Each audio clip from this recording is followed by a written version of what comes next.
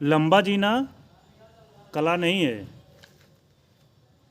स्वस्थ, खुश और चैतन्य तरीके से लंबा जीना कला है। आप ये सोचेंगे कि प्रत्येक मनुष्य जीने पे क्यों इतना दबाव डालता है, क्यों जीना चाहता है। आप 100 साल जिएंगे तो भी मरेंगे, आप 40 साल जी के मरेंगे तो भी मरेंगे। अंतर क्या है मरने में और लंबा जीने में? अंतर सिर्फ इतना है वर्तमान का, इंग्लिश में प्रेजेंट का।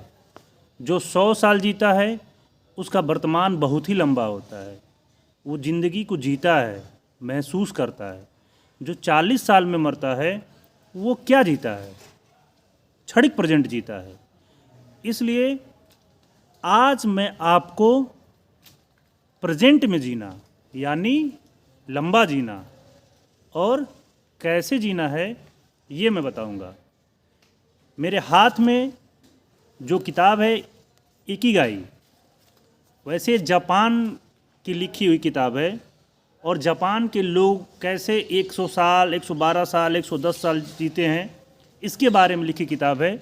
लेकिन ये किताब भले जापान की है, लेकिन मैं गांव का रहने वाला हूँ, गांव के कल्चर से आता हूँ, इसलिए इस किताब को मैं आपको बताने की स्थिति में हूँ कि आज भी हमारे खूबसूरत भारत में जो गांव बसता है वहाँ के भी लोग इसी तरह जीते हैं। लेकिन हमारे ऊपर पश्चिमी सभ्यता, कपड़ा, खाना, पीना, रहना हावी हो रहा है, इसलिए हम जापान के ओकिनावा गांव के लोगों की तरह 110 सालों तक नहीं जी पा रहे हैं। वो अपने जीने का स्टाइल इस आधुनिक समय में भी नहीं परिवर्तन किए हैं। उस गांव में, उस छोटे से टाउन में सिर्फ किताब लिखते समय 3600 ही कुल जनसंख्या होती है और जितने घर होते हैं उनके अपने बागीचे होते हैं, अपना खेत होता है और अपने खेत की वो सब्जी उगाते हैं और अपने खेत की सब्जी खाते हैं और सब उस खेत में काम करते हैं। साथ में उस गांव के मोहल्ले के लोग आपस में बैठते हैं, खेलते हैं, करते हैं। मैं जो ये बोल रहा हूँ उसको आप महसूस करिए। जब मैं बचपन में था तो मेरे ही खेत में आलू उगाया जाता था, सारी सब्जियाँ उगाई जाती थी। अब नहीं उगाई जाती है क्योंकि हम आधुनिक हो गए हैं। मैं बोल रहा हूँ इसलिए भी कह रहा हूँ। लेकिन सब्जी उगा के खाना ही कला नहीं है। इस किताब में आप ज़रूर पढ़िए इस किताब को। जितने दिन भी जिएंगे, मरना जीना एक लिखी लिखाई की बातें हैं, प्रभु की कृपा है आप कितने दिन जिएंगे। लेकिन ये ज़रूर है कि खाने पीने संयम से रहने पे आप लंबा जिएंगे। आप इस किताब को ज़रूर पढ़िए। इस किताब में एक जगह लिखा हुआ है कि आप अपने भूख का, आप अपने इच्छा का सिर्फ 80% ही खाइए। ये भी बात सही, आपको कैसे पता चलेगा कि 80% कौन सा होता है? हमारे आयुर्वेद में, हमारे उपनिषदों में खाने के तरीके में लिखा गया है कि जब आपको महसूस हो कि आपका पेट भर गया है तो आप खाना रोक दीजिए, उससे अधिक खाना मत खाइए। आज मैं जो ये वीडियो शूट कर रहा हूँ वो अपने गार्डन में शूट कर रहा हूँ। ये शहर प्रयागराज है, लेकिन उसके बावजूद भी हमारे पास एक छोटा गार्डन है। ये देखिए पीछे लौकी दिखाई दे रही है। मेरे पास इतना आधुनिक कैमरा नहीं है जो 360 डिग्री पे घूमे और मैं दिखा दूं, लेकिन मैं आपको दिखाने की कोशिश कर रहा हूं।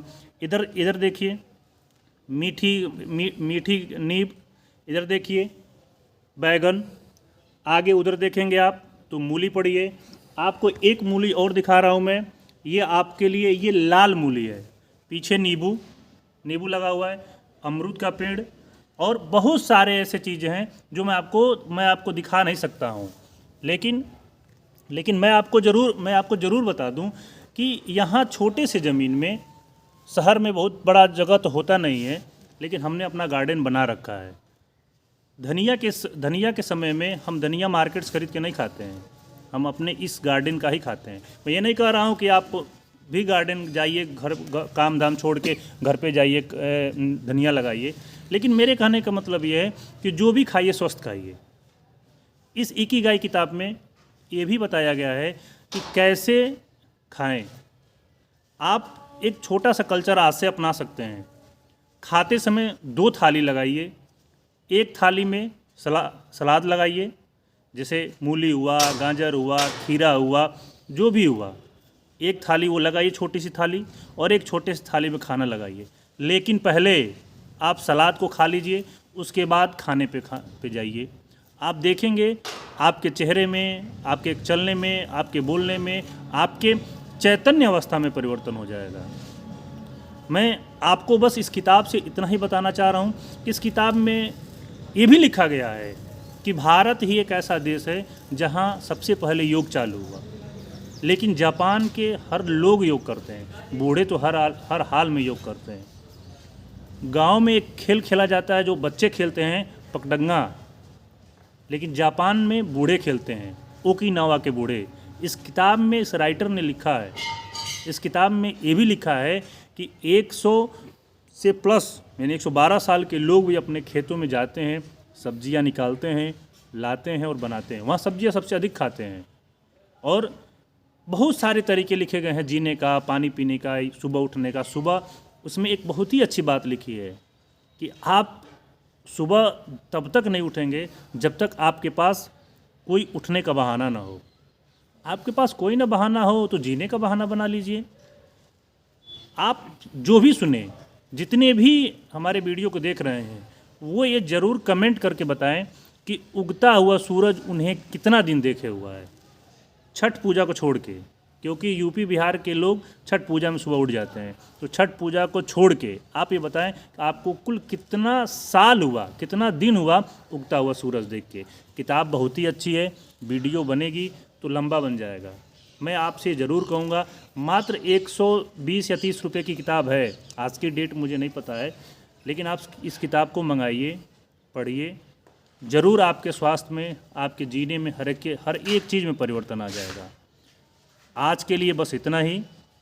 प्लीज़ मेरे चैनल को सब्सक्राइब करिए, लाइक करिए और शेयर करिए। धन्यवाद।